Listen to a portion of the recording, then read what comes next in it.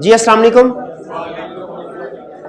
कैफेड lecture के अगले और आखिरी हिस्से की तरफ चलते हैं। 108 पार्ट सी। इसमें हमने 3 कंसेप्ट स्टडी करने हैं, छोटे छोटे कंसेप्ट्स हैं। 2 कंसेप्ट थे बेसिकली, लेकिन आपके इंटरेस्ट के लिए, ताकि आप दोबारा क्लास में वापस आए, हमने एक छोटा सा कंसेप्ट और जो एग्जाम पॉइंट ऑफ व्यू से अहम कंसेप्ट है, बिजनेस रिस्क, इसको हमने कहा जरा क्विकली रिवाइज कर दें, कुछ एग्जांपल्स भी इसके साथ हो जाए। पहले ये डिस्कस करेंगे, फिर numeric example, audit risk model की। ऑडिट रिस्क भी आप सीख चुके हैं क्या है, उसके 3 कंपोनेंट्स भी पता है? नहीं पता? Inherent risk, control risk, reduction risk. लेकिन with the help of an example, बल्कि with the help of a numeric example उसको समझेंगे। और फिर कोड ऑफ एथिक्स में छोटा सा कंसेप्ट है, एप्लीकेशन ऑफ एथिक्स और प्रोफेशनल एथिकल प्रिंसिपल्स का प्रोफेशनल स्केप्टिसिज्म के साथ क्या रिलेशनशिप है, और कोड ऑफ एथिक्स को अप्लाई करते हुए कभी कभार अगर कोई मसला आ जाए, कंफ्लिक्ट आ जाए, तो क्या करना है। 3 कंसेप्ट। सबसे पहले बिजनेस रिस्क। ठीक है, 2 टर्म्स आपको कंफ्यूज करती हैं, बिजनेस रिस्क और ऑडिट रिस्क। ठीक है जी, इनमें फर्क क्या है? देखें, कंसेप्चुअली पहले इसका फर्क बताता हूं, केस स्टडी के पॉइंट ऑफ व्यू से नहीं, कंसेप्चुअली, जो कि केस स्टडी में भी आपकी हेल्प करेगा। बिजनेस रिस्क है बिजनेसमैन का रिस्क, ऑडिट रिस्क है ऑडिटर का रिस्क। यानी बिजनेस में कोई भी गड़बड़ होने का चांस हो ना, कोई भी गड़बड़, हम कहेंगे बिजनेस रिस्क है। वो गड़बड़ हो सकता है कंपनी के फाइनेंशियल स्टेटमेंट से रिलेट करती हो, उसको भी इफेक्ट कर रही हो, मे भी कंपनी की फाइनेंशियल स्टेटमेंट्स को नहीं, कंपनी के ऑपरेशंस को इफेक्ट कर रही हो। है दोनों तरह का बिजनेस रिस्क में, दोनों शामिल आते हैं। बिजनेस रिस्क में याद रखें, वो रिस्क भी शामिल होते हैं जो फाइनेंशियल स्टेटमेंट को इफेक्ट करते हैं, और वो भी शामिल होते हैं जो फाइनेंशियल स्टेटमेंट्स को इफेक्ट नहीं करते। ठीक है जी, दोनों है बिजनेस रिस्क। जबकि ऑडिट रिस्क कौन से हैं? वो रिस्क जो फाइनेंशियल स्टेटमेंट को इफेक्ट करते हैं। क्योंकि ऑडिट रिस्क बताते हुए हमने ऑडिटर बन के सोचना है, तो ऑडिटर को कंपनी के ऑपरेशन से गर्ज नहीं है, ऑडिटर को इसी से गर्ज नहीं है कंपनी प्रॉफिट में है, नुकसान में है, प्रॉफिट है, कम प्रॉफिट हुआ, ज्यादा हुआ, इससे गर्ज नहीं है। प्रोडक्ट बना रहे हैं, कौन सा मटेरियल इस्तेमाल कर रहे हैं, ठीक है, फार्मूला चेंज किया है, क्यों किया है, इससे गर्ज नहीं है। बिजली का बिल जो है वो ज्यादा क्यों आया, वो कम क्यों नहीं आ रहा, ठीक है। ऑडिटर को प्रेशर से किससे गर्ज है? फाइनेंशियल। तो अगर किसी रिस्क का इफेक्ट फाइनेंशियल स्टेटमेंट में आ रहा है, वो ऑडिट रिस्क है। और अगर फाइनेंशियल स्टेटमेंट में नहीं आ रहा, लेकिन जनरल ऑपरेशन बिजनेस इफेक्ट हो रहा है, प्रॉफिटेबिलिटी उसकी इफेक्ट हो रही है, जनरल ओवरऑल एफिशिएंसी, तो वो बिजनेस रिस्क। मेन कंसेप्ट समझ में आया? बिजनेस रिस्क आइडेंटिफाई करते हुए बिजनेसमैन बन के सोचना है, यानी बिजनेस को जो भी चीज इफेक्ट कर रही है, वो चाहे फाइनेंशियल स्टेटमेंट में उसका असर आएगा या नहीं आएगा, वो बिजनेस रिस्क है। ठीक है। और ऑडिट रिस्क क्या है? हर वो चीज जो फाइनेंशियल स्टेटमेंट्स को इफेक्ट कर सकती है, जिसकी वजह से फाइनेंशियल स्टेटमेंट मिसस्टेटमेंट हो सकती है। अब मैं सिर्फ कुछ एग्जांपल्स आपके सामने रखूंगा, ठीक है, ताकि केस स्टडी में आके आप ये पहचान सकते हैं कि कौन सा बिजनेस रिस्क है, कौन सा ऑडिट रिस्क। क्योंकि कभी कभार वो कहता है बिजनेस रिस्क भी आइडेंटिफाई करो, ठीक है, और आपने बिजनेस से बताया, और अगर उस बिजनेस रिस्क से ऑडिट फाइनेंशियल स्टेटमेंट इफेक्ट हो रही हैं, तो फिर 2 बताने हैं, बिजनेस रिस्क भी और ऑडिट रिस्क भी। अगर फाइनेंशियल स्टेटमेंट इफेक्ट नहीं हो रही तो सिर्फ एक चीज बतानी है, क्या? Business risk. पहला सोशल मीडिया पे, और इसमें याद रखें ओवर थिंकिंग नहीं करनी है आपने। सोशल मीडिया पे, ये भाई टिश्यू पेपर को अरेंज करना है, ठीक है।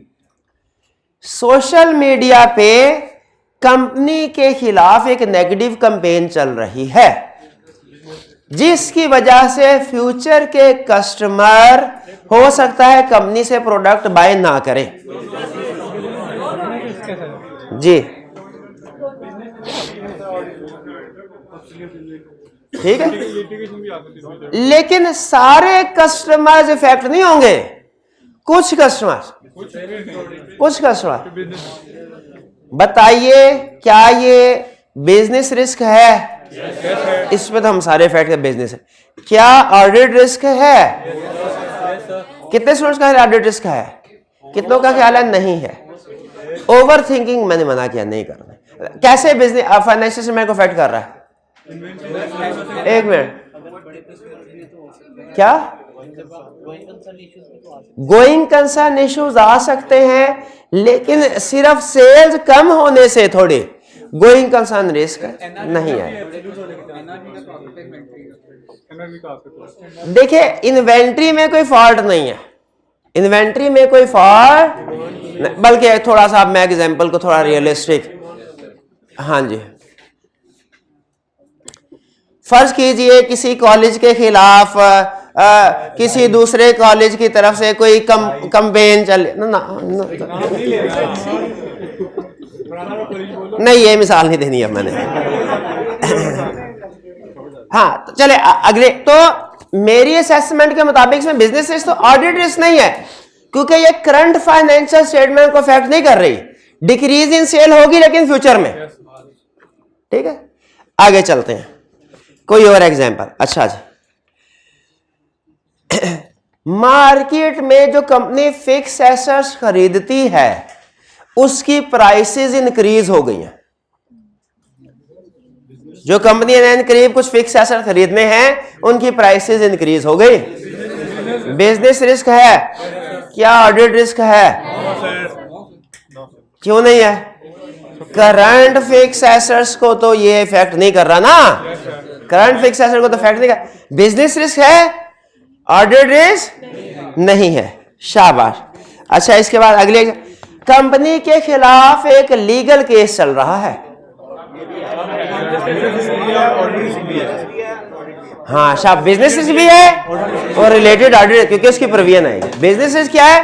केस हार गए तो पेनल्टी पे करना पड़ेगी, प्रॉफिटेबिलिटी कम होगी। बिजनेस और ऑडिट रिस्क भी है, प्रोविजन इसमें। शाबाश शाबाश। गवर्नमेंट की कुछ रिक्वायरमेंट्स थी ऑपरेशंस के हवाले से, सिक्योरिटी ऑफ एम्प्लॉयज वर्कर्स के हवाले से कुछ रिक्वायरमेंट्स थी, रिक्वायरमेंट्स की वायलेशन की गई, रिक्वायरमेंट पूरी नहीं की गई। बिजनेस रिस्क भी है। बिजनेस रिस्क क्या है? पेनल्टी वगैरह पे हो सकती। और ऑडिट रिस्क क्या है? कि पेनल्टी की अमाउंट हो सकता है सही रिकॉर्ड ना की गई हो, और मे बी एक्सट्रीम केसेस में गोइंग कंसर्न का इशू राइज हो जाए, लाइसेंस कैंसिल हो सकता है। शाबाश। आखिरी एग्जांपल, आखिरी एग्जांपल आपने बताना है कि ये बिजनेस रिस्क, ये फाइनेंशियल स्टेटमेंट का बिजनेस ऑडिट। अगर ये एग्जांपल बता दी इसका मतलब कंसर्न होगा, सोच के बताइएगा। कंपनी आईटी सिस्टम यूज कर रही है और कस्टमर का सारा प्रोफाइल, सारा डाटा जिस सिस्टम में है उसका पासवर्ड वीक है।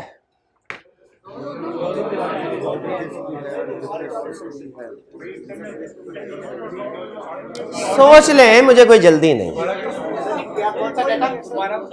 कस्टमर की सारी इंफॉर्मेशन, कस्टमर का सारा data, information, address, name, contact number,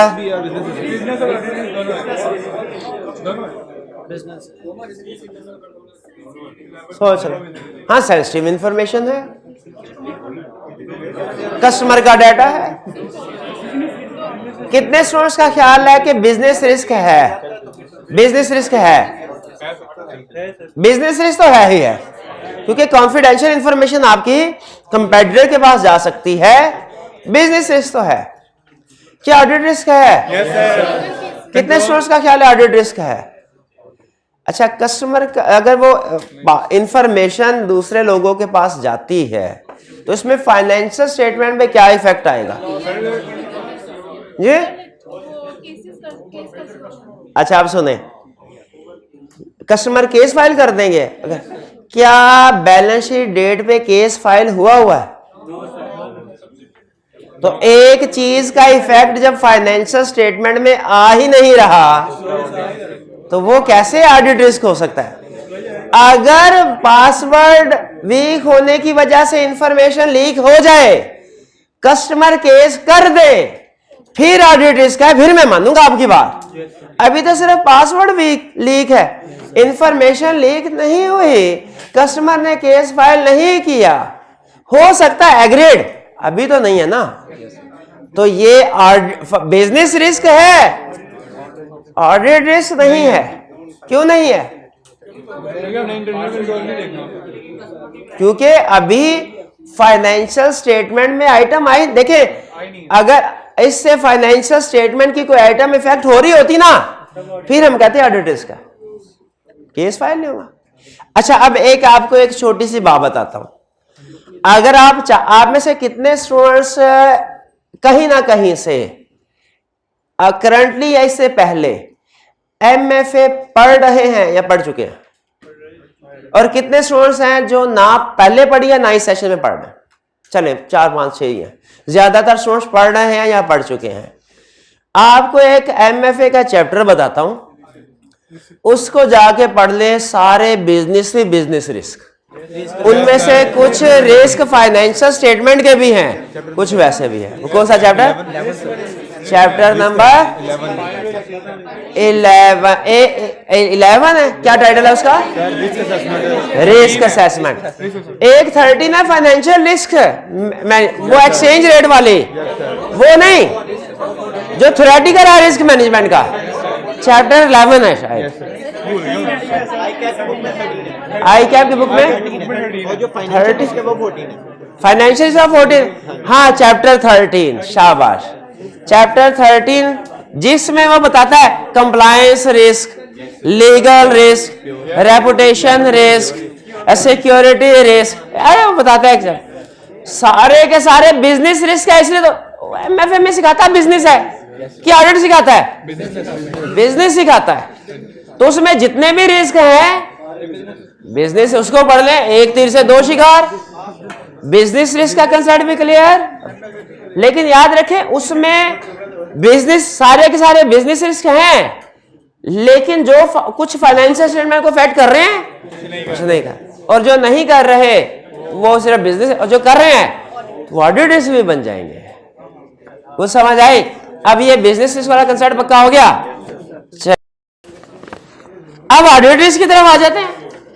अच्छा, क्या आपको ऑडिट रिस्क की डेफिनेशन पता है? क्या?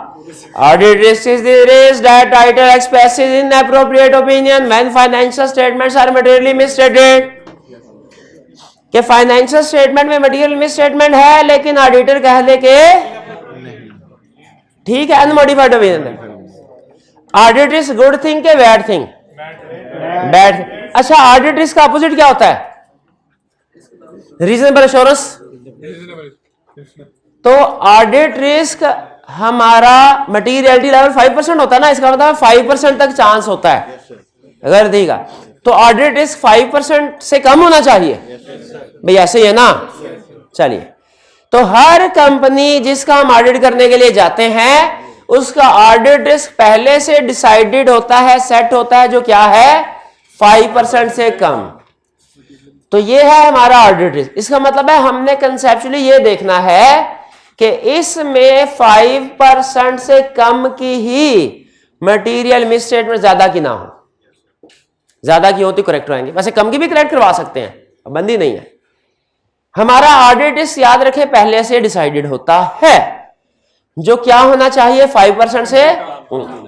कैलकुलेशन सिंपल रखने के लिए मैंने 4.8% एग्री किया हुआ है, आप 4.7 या 9 के साथ भी कर सकते हैं, कोई प्रॉब्लम नहीं है, ठीक है। 4.5 से कर ले, 4% से भी कर ले, कंसेप्ट सारे सही फिट होगा हर केस में। Audit risk clear? अच्छा बताइए, ऑडिट रिस्क को अगर हमने मैनेज करना है तो ऑडिट रिस्क कितने रिस्क से मिलके बनता है? कौन कौन से? अब आपको यही बताता है कि ऑडिट रिस्क का मॉडल मैथमेटिकली कैसे काम करता है। थ्योरेटिकली तो मैंने आपको बता दिया है क्या कि पहले इनहेरेंट रिस्क असेस करेंगे, फिर कंट्रोल रिस्क असेस करेंगे। कंट्रोल रिस्क इंक्रीज है तो टेस्ट ऑफ कंट्रोल नहीं करना, सब्सटेंटिव प्रोसीजर ज्यादा करना। कंट्रोल स्ट्रांग है तो टेस्ट ऑफ कंट्रोल करेंगे, सब्सटेंटिव प्रोसीजर कम हो जाए। कंसेप्चुअली पता है ना हमको? इसी कंसेप्ट को न्यूमेरिकली बताना है, यही कंसेप्ट ये है audit risk model to determine mathematically. देखिए इसमें 3 रिस्क है जिनके ऊपर आपने फोकस करना। पहले ऑडिट रिस्क। अब चूंकि ऑडिट रिस्क को मैनेज करने के लिए इसके 3 पार्ट्स है, तीनों को अंडरस्टैंड करना जरूरी है। जिसको हमने मैनेज कर, दुश्मन को हराना है, पहले समझना जरूरी है ना, है कि क्या उसकी स्ट्रेंथ है, क्या वीकनेस है। तो ऑडिट रिस्क को मैनेज करना है, इसको जड़ से समझना पड़ेगा। किन चीजों से मिलकर बनता है? 3 चीजों से, inherent risk, control risk, detection risk. ठीक है जी। इनहेरेंट रिस्क कैसे असेस करते हैं हम? अंडरस्टैंडिंग ऑफ एंटिटी से। कंट्रोल रिस्क कैसे असेस करते हैं? मैसेज आपको यह दे रहा है कि सबसे पहले auditor risk assessment procedure perform करेगा to obtain understanding of entity and understanding of internal control. Understanding of entity से इनहेरेंट रिस्क असेस होगा, अंडरस्टैंडिंग ऑफ कंट्रोल से कंट्रोल रिस्क असेस होगा।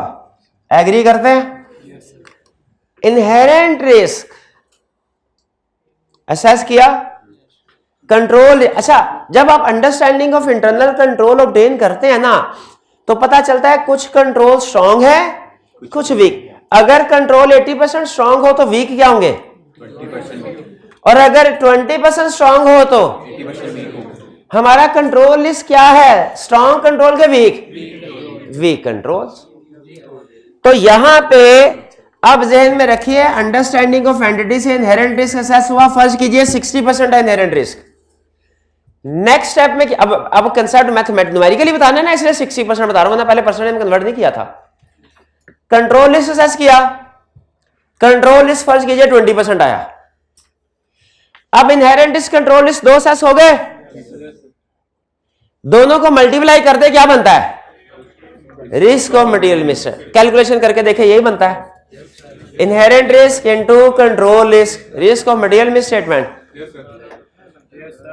अब इक्वेशन सामने जहन में लेके आए, inherent risk into control risk into detection risk is equal to audit risk. अब सारी फिगर्स पुट कर दे, डिटेक्शन रिस्क कैलकुलेट कर सकते हैं। इस मॉडल में सबसे अहम चीज जो समझने वाली है वो ये कि ऑडिट रिस्क मॉडल का मतलब है inherent risk into control risk into detection risk is equal to audit risk. बजाहिर ये लगता, बजाहिर कंसेप्ट क्या है, सुन ले जो गलत है, कि inherent risk control risk detection risk को मल्टीप्लाई करेंगे ऑडिट रिस्क बनेगा। बजाहिर ये गलत है, क्योंकि ऑडिट रिस्क के लिए इनहेरेंट रिस्क को असेस करना जरूरी नहीं, वो तो हमें पहले से ही पता है कि रीजनेबल एश्योरेंस है तो ऑडिट रिस्क 5% से कम होगा, वो तो हम पहले डिसाइड कर लेती है। क्वेश्चन ये है कि अगर ऑडिट रिस्क पहले से डिसाइडेड होता है तो ऑडिट रिस्क मॉडल का मकसद क्या है? डिटेक्शन रिस्क कैलकुलेट करना, डिटेक्शन रिस्क कैलकुलेट करना। तो अब देखें क्या डिटेक्शन रिस्क सही कैलकुलेट हुआ है? इक्वेशन बता, एग्जाम में आपको ये फिगर देके कह सकते हैं कैलकुलेशन करो, तो कर, अभी कर ले ना, वही कर वही सही कह रहे हो, कर 4.8 को डिवाइड करना 12%, वही कर। आपका इधर 400% जवाब आ जाएगा, आएगा 400%, 40% ही आ रहा है।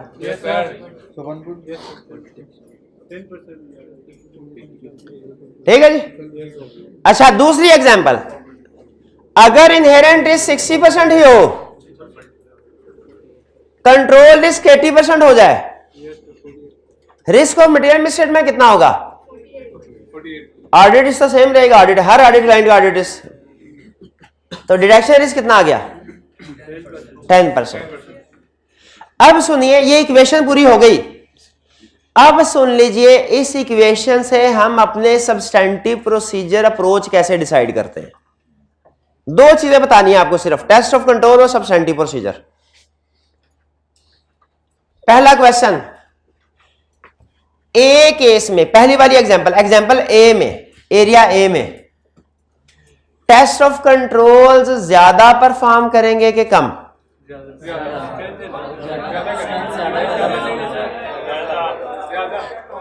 टेस्ट ऑफ कंट्रोल ज्यादा के कम?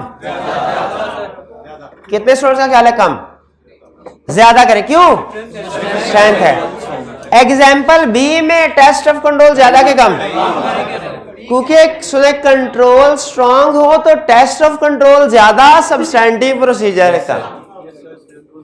और अगर कंट्रोल्स वीक हैं, टेस्ट ऑफ कंट्रोल कम, सब्सटैंटिव प्रोसीजर ज्यादा।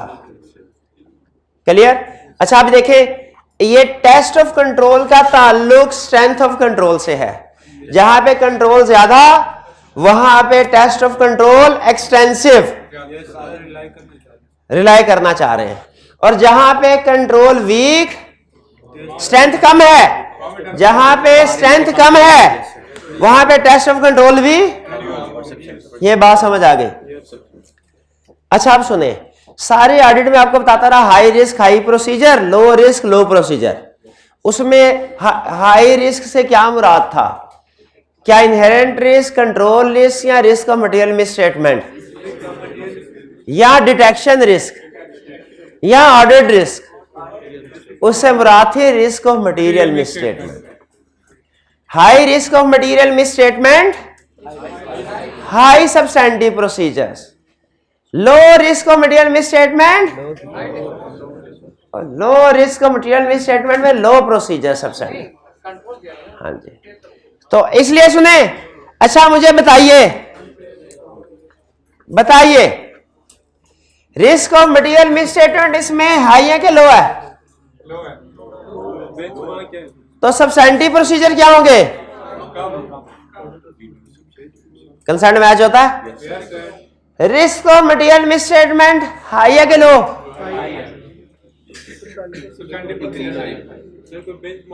High. Clear?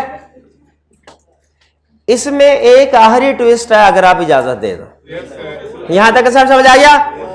Audit risk model से हमने अपनी ऑडिट अप्रोच कैसे डिसाइड की, ये पता चल गया। टेस्ट ऑफ कंट्रोल कम के ज्यादा, सब्सटैंटिव। कह रहा सर मुझे एक बात नहीं समझ आई, आपने ऑडिट सारा गलत पढ़ाया।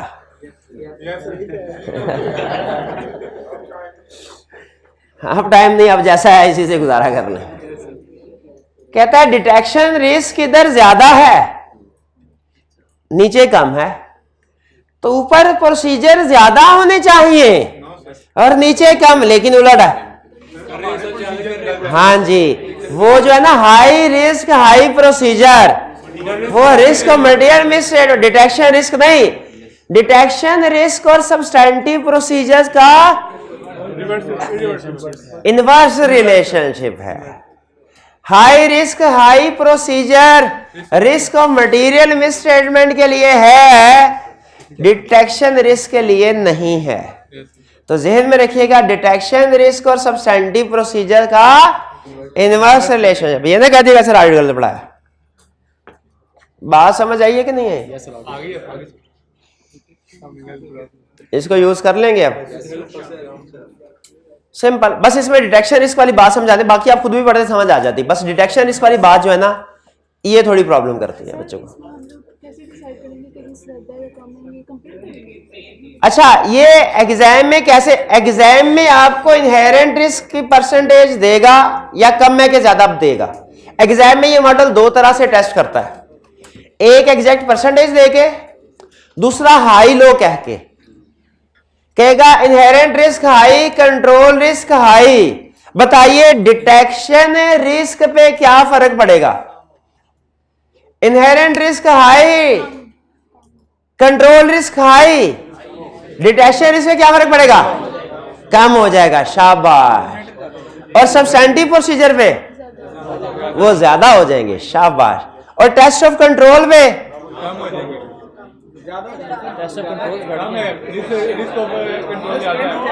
Inherent risk high, control risk high, test of control में कम होंगे। वो हाई लो करके भी पूछ सकता है, परसेंटेज दे के भी पूछ सकता है। कंसेप्ट सिंपल है, बैक एंड पे वही जो अरसा दराज से पढ़ते आ रहे हैं, कंसेप्ट में मसला नहीं है। मसला सिर्फ डिटेक्शन रिस्क का है। यह समझाने के लिए आपको सारा एग्जांपल दिए कि हाई डिटेक्शन रिस्क मतलब लो सबस्टैंडिंग प्रोसीजर। ये चीज नहीं समझ आती कुछ बच्चों को, लेकिन अब समझ आ गई ना, समझा दिया।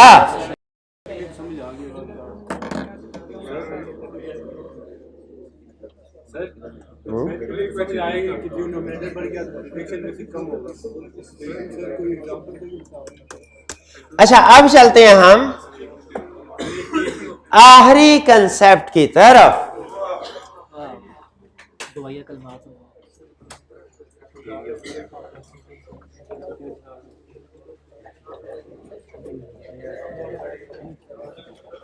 इन एप्लीकेशन ऑफ प्रोफेशनल एथिक्स,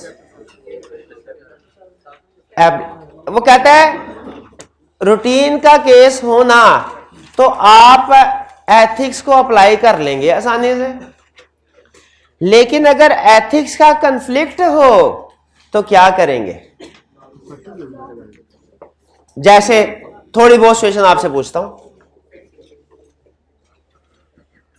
अगर किसी जगह पे लॉ में और एथिक्स में कंफ्लिक्ट आ जाए, लॉ कुछ और कह रहे हैं, एथिक्स कुछ और कह रहे हैं, लॉ प्रिवेल। चले, एक कंसेप्ट तो निकल गया।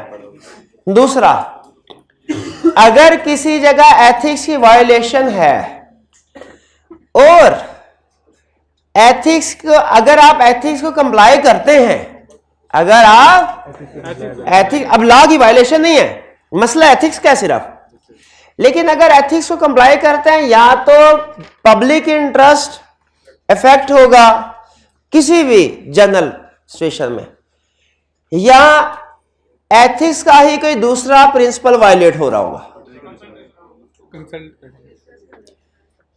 तो स्टैंडर्ड कहता है भाई किसी, इसका मतलब, इसके दो मतलब हैं। या तो मतलब ये है कि कोड ऑफ एथिक्स ही गलत बनाया गया है कि उसकी प्रिंसिपल अप्लाई करने से general public, code of ethics बनाते हुए ये थोड़ी, या तो इसका मतलब कोड ऑफ एथिक्स को गलत बनाया है, या इसका मतलब है आपको कोड ऑफ एथिक्स गलत समझ आया है। अगर हम समझ रहे हो कि कोड ऑफ एथिक्स की कोई कंप्लायंस करने से या तो पब्लिक इंटरेस्ट इफेक्ट होगा या कोई और प्रिंसिपल वायलेट हो रहा है, तो दो सिचुएशन है, यहां तो कोड ऑफ एथिक्स गलत बना है या आप गलत। बताइए क्या सोचना है? कोड ऑफ एथिक्स सही है। तो कहता है किसी सियाने बंदे से मशवरा कर ले जिसने कोड ऑफ एथिक्स को सही समझा हो, कंसल्ट कर ले। वो consult again with in the firm भी हो सकता है, आउटसाइड द फर्म भी, और कंसल्ट करने के बाद अमल करें।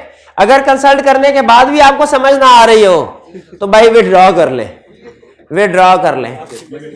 आपने ये नहीं कहना कि कोड ऑफ एथिक्स मैं इसको कंप्लाई नहीं करूं। देखिए पूरे कंसल्ट में उसने ये नहीं कहा कि उस रिक्वायरमेंट से जिसका मसला आपको लग रहा है कंप्लाई ना करें, ये नहीं कहा। अपने कोड ऑफ एथिक्स से नहीं हिला, वो कॉन्फिडेंट है कि मेरा कोड ऑफ एथिक्स सही है। कहते हैं आपको अगर लगता है एक प्रिंसिपल दूसरे से कंफ्लिक्ट कर रहा है, हम कह रहे हैं हमने सारी कंफ्लिक्टिंग चेक कर ली है, लेकिन अगर लग रहा है या आपको लग रहा है कंप्लायंस पब्लिक इंटरेस्ट में नहीं है, तो क्या करें? वो प्रिंसिपल छोड़ दें, कंसल्ट करें। कंसल्ट करके समझ आ जाए तो ठीक, और समझ ना आए तो विड्रॉ कर ले। कहता मसला हल होता है तो ठीक है, नहीं मसला हल होता, if matter can not be solved, ये कंसेप्ट था बस, ये साइकिल। अब आखिरी कंसेप्ट नहीं, एथिक्स वाला आखिरी था। एथिक्स में दो कंसेप्ट बताए तो थे, रिलेशनशिप वाला। अजीब बात है वैसे, किसी और चैप्टर के कंसेप्ट का किसी और चैप्टर के साथ रिलेशनशिप, बेसिक है। एक दफा आपने कह दिया ना बताओ, तो मैं अब तो बता के छोड़ूंगा आपको। किधर था, किस सफे पे था, कौन सा लर्निंग ऑब्जेक्टिव था? 4। कहता है क्या कोई ताल्लुक है प्रोफेशनल स्केप्टिसिज्म का फंडामेंटल प्रिंसिपल के साथ? है, ताल्लुक है। कहता है किसके? कहता है प्रोफेशनल स्केप्टिसिज्म का प्रोफेशनल कंपिटेंस और ड्यू केयर के साथ भी ताल्लुक है, इंटेग्रिटी के साथ भी ताल्लुक है, ऑब्जेक्टिविटी के साथ भी ताल्लुक है। यानी अगर प्रोफेशनल स्केप्टिसिज्म से पता चले कि कोई हाई रिस्क एरिया है, हाई रिस्क प्रोफेशनल स्केप्टिसिज्म में था ना, तो क्या करना है? मोर प्रोसीजर। अगर आप कंपिटेंट होंगे, ड्यू केयर से काम कर रहे होंगे, तभी मोर प्रोसीजर परफॉर्म कर पाएंगे, वरना आपसे ना हो पाएगा। तो बताइए, स्केप्टिसिज्म और प्रोफेशनल कंपिटेंस ड्यू केयर का रिलेशनशिप है? Explain with the help of an example. अगर स्केप्टिसिज्म की वजह से कोई हाई रिस्क एरिया आता है, तो हमने फौरन कंपिटेंस और ड्यू केयर को एक्टिवेट करना है और हाई प्रोसीजर परफॉर्म करने हैं। ठीक आ गया? फिर इसके बाद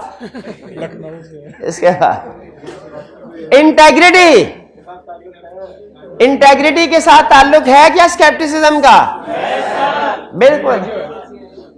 अगर हमें कोई इनकंसिस्टेंट इंफॉर्मेशन मिलती है, फाइनेंशियल स्टेटमेंट्स कुछ और कह रही हैं, डायरेक्टर रिपोर्ट कुछ और कह रही है, या कंफर्मेशन में जवाब कुछ और भेजा, रिप्लाई कुछ और आया, ठीक है, तो क्या हमें फॉल्स इंफॉर्मेशन को अवॉइड करने के लिए, मिस स्टेटमेंट का रिस्क कम करने के लिए मोर प्रोसीजर परफॉर्म करने चाहिए? अगर आप मोर प्रोसीजर परफॉर्म करते हैं तो आप में इंटेग्रिटी है, ईमानदारी। आपने ईमानदारी से अपने प्रोफेशन का हक अदा किया। आपने कहा ज्यादा काम कर लूंगा लेकिन इंटेग्रिटी को नहीं छोड़ूंगा, ज्यादा काम करूंगा इंटेग्रिटी को नहीं छोड़ूंगा। हमने भेजा 20 लाख वसूल करने हैं, क्लाइंट ने जवाब दिया 6 लाख। जूनियर ने कहा 6 लाख, ऐसा करते हैं अगर 6 लाख लिख दिया ना तो फर्दर प्रोसीजर परफॉर्म करने पड़ेंगे टू रिजॉल्व इनकंसिस्टेंसी। उसने जवाब फाड़ के फेंक दिया, मैनेजर को कहा सर इसका जवाब ही नहीं है, अल्टरनेट प्रोसीजर परफॉर्म कर लूं? उसने कहा जवाब नहीं आया तो कर लो। कौन सा प्रिंसिपल वायलेट किया? क्या प्रोफेशनल स्केप्टिसिज्म है इसका? मर गया इसका प्रोफेशनल स्केप्टिसिज्म, मर गया। इंटेग्रिटी, भाई इंटेग्रिटी समझ आ गई? हाँ जी बिल्कुल। ऑब्जेक्टिविटी, अगर कभी थ्रेट टू इंडिपेंडेंस है, प्रोफेशनल स्केप्टिसिज्म की वजह से थ्रेट टू इंडिपेंडेंस सामने आ सकता है कि नहीं? कोई थ्रेट टू इंडिपेंडेंस सामने आए, इग्नोर कर देना चाहिए? बिल्कुल कंसीडर करना चाहिए। और अगर थ्रेट टू इंडिपेंडेंस है उसको रिजॉल्व करें कैसे? सेफ, यहां पे प्रोसीजर की बजाय सेफगार्ड ज्यादा बेहतर लफ्ज था, लेकिन कोई नहीं, उसका कंसेप्ट समझ लें। तो क्या प्रोफेशनल स्केप्टिसिज्म की एप्लीकेशन हमारे फंडामेंटल प्रिंसिपल की कंप्लायंस को भी इंश्योर करती है? यही बताया है उसने कि पूरे लर्निंग ऑब्जेक्टिव में एक लाइन ही बताई है, कहां मतलब जो लिखी नहीं हुई कंसेप्ट, क्या कि अगर प्रोफेशनल स्केप्टिसिज्म को कंप्लाई कर लेना तरीके सलीके से सही तरह जिस तरह हक है, तो आपका प्रोफेशनल स्केप्टिसिज्म तो कंप्लाई होगा ही होगा, आपके फंडामेंटल प्रिंसिपल्स भी अप्लाई हो जाएंगे, कॉम्पिटेंस भी, इंटेग्रिटी भी ऑब्जेक्ट। क्यों भला? क्योंकि प्रोफेशनल स्केप्टिसिज्म अप्लाई होने से हाई रिस्क एरिया आता है, आप ज्यादा परफॉर्म करेंगे, कॉम्पिटेंस ड्यू केयर पूरा। प्रोफेशनल स्केप्टिसिज्म अप्लाई करने से इनकंसिस्टेंट इंफॉर्मेशन आती है, रिजॉल्व करने के लिए प्रोसीजर परफॉर्म करेंगे, इंटेग्रिटी पूरे। प्रोफेशनल स्केप्टिसिज्म अप्लाई करने से थ्रेट टू इंडिपेंडेंस सामने आ सकता है, अगर आया सेफगार्ड अप्लाई करें, ऑब्जेक्टिविटी पूरा। ये है रिलेशनशिप, और ये था ऑडिट।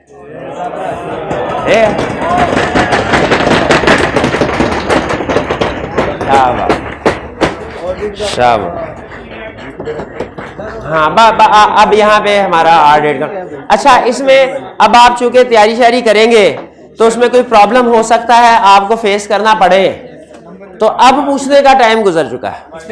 मैं आपको कहा करता था ना कि भाई अभी टाइम है, रिवीजन कर ले, पूछना है तो पूछना।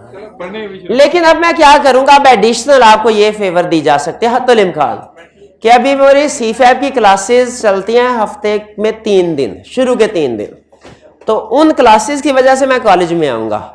तो जब जब मैं कॉलेज में आऊं, मेरे पास टाइम होगा, मैं आपको व्हाट्सएप के जरिए मैसेज कर दूंगा।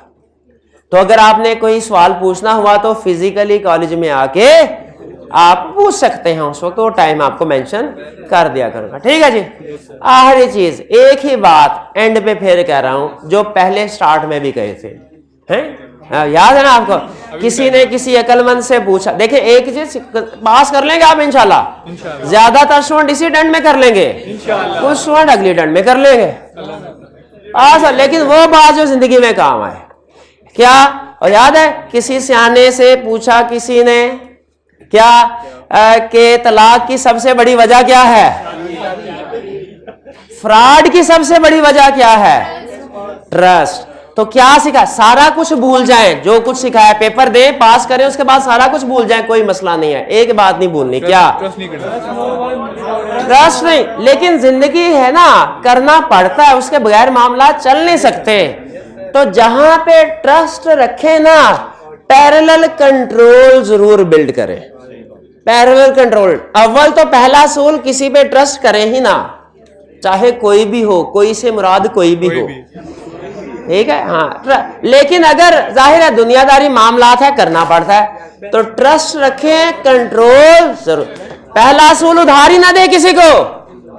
लेकिन अगर उधार दिया ना, अगले बंदे ने उधार मांगते हुए शर्म नहीं की, तो हम उसे चेक मांगने में क्यों शर्म करें, वापस मांगने में नहीं। वापस मांगना कौन सा कंट्रोल है?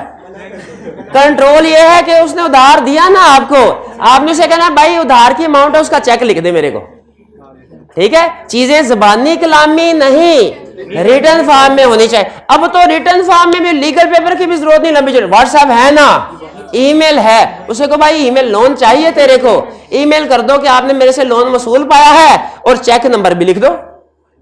ईमेल भी करवाएं जिसमें उसने चेक नंबर लिखा हो जो आपको दिया है, और फिर उसे चेक भी ले लें, ताकि सनद रहे, वक्त जरूरत काम आए।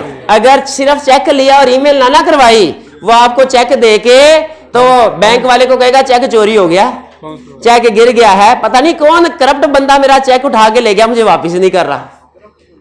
तो मेन रूल क्या, no trust without control, no trust with. सारी जिंदगी ये असूल पहले सफे पे, ऑडिट के पहले सफे पे लिखें और ऑडिट के आखिरी सफे पे लिखें। मेरा पहला लेसन भी आपको यही था, आखिरी लेसन भी यही है सारी जिंदगी का, क्या, no trust without control, no trust without control, no trust without control. इसी के साथ हम अपने इस क्लास, इस सेशन का इख्तिताम करते हैं। हूं, कमी बेशी हो सकती है,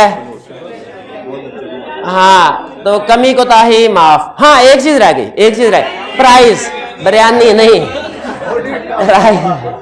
बिरयानी पिछले हफ्ते आपको खिला दी थी। चलिए, तो क्लास के ये हमारे जो टॉपर्स हैं अनाउंस करते हैं इनको, और इनका प्राइस जो है टर्म टेस्ट सबको दे दें। भाई बाबा खुद बता, आप देखें, फिर आप छेड़ देते हैं, फिर एग्जाम्पल आ जाए, फिर आप कहते हैं एक और एग्जाम्पल, खुला टाइम है ना भाई। मुझे देखें, अल्लाह करे सारे पास हो जाएं। जब मैं ये दुआ करता हूं मेरा हासा निकल जाता है अंदर ही अंदर में हंसा। भाई अगर सारे, भाई ऐसे अव्वल तो होने पता है ना, नहीं होता ना, कभी होगा ना, कोरोना में नहीं हुआ तो अब क़यामत का इंतजार रह गया बस, और उस दिन सब पास हो भी कोई फायदा कोई नहीं यहाँ पे, वो तो फिर उधर पास फेल का फैसला तो नहीं, और होना भी नहीं चाहिए। भाई अगर मेहनत करने वाला और मेहनत ना करने वाला दोनों पास हो जाए ना, तो फिर मेहनत करने वाला बेवकूफ है, दोनों तो फिर मेहनत ज्यादा काम करने वाला बेवकूफ है ना। लेकिन ऐसे होता नहीं है, इसीलिए पास और फेल वाले एक बराबर, मेहनत करने वाले ना करने वाले एक बराबर। वो स्टूडेंट जिसने रोज का रोज लेक्चर लिया, क्लास में आया ऑनलाइन, वो और जिसके अभी 50 पेंडिंग लेक्चर हैं, वो एक बराबर नहीं है। तो भाई इसलिए प्राइज भी सबको नहीं मिल सकता। जिन्होंने मेहनत की है, केस स्टडीज की हैं, प्राइज सिर्फ उन्हीं को मिलेगा। लेकिन पास दूसरे भी हो जाएंगे जिनको प्राइज नहीं भी मिला, पास इंशाल्लाह दूसरे भी हो जाएंगे। चलिए जी, हमारा जल्दी से टेस्ट 10 है। इसमें हमारे पहले 6 से 10 तक पोजीशन, 10th पे 50 रुपीज प्राइस, जल्दी से 129963 रिजवान आजम, ये पीछे भी है उनको भी दे दे, है कोई रिजवान पीछे भी? ये है वाले साहब का नाम क्या है? इनसे भी वाले सेम है तो इनको भी दे दे। 125268 125268 शाबाश। और तो नहीं है कोई 125 कोई और खिदमत? 110537 वजाहत अमीन। चलिए 12 नहीं, वो जब दूसरा क्लेम करेगा फिर 129968 सुफियान भाई, सुफियान भाई को भी दीजिए। फिर इसके बाद 117743 11 शाबाश दीजिए 50। अब 100 वाला प्राइस शुरू है जी। 127237 127237 कोई नहीं जी, जी जी जी। 128492 128492 128807 128807 मेरा आपका भाई है, उसका शनाख्ती कार्ड ठीक करवा लें, इधर तो फीमेल लिखा हुआ है।